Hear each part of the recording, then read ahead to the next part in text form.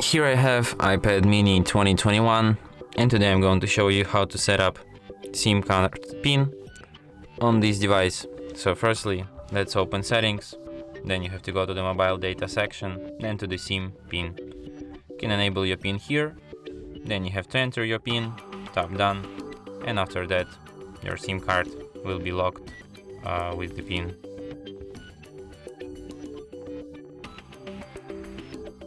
Yeah, like this. And that's it. Thanks for watching. If you find this tutorial useful, don't forget to hit that like button and subscribe to our channel.